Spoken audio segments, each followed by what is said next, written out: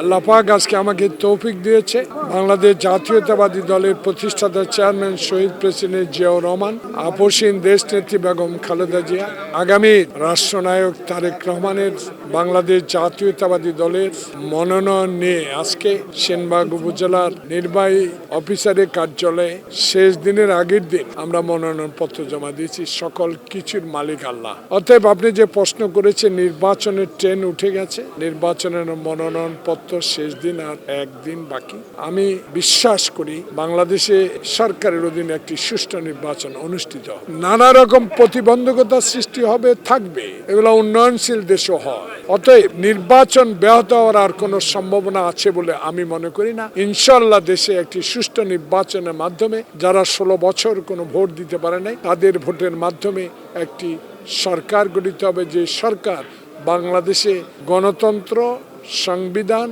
স্বাধীনতা, সার্বভৌমত্ব রক্ষা করবে।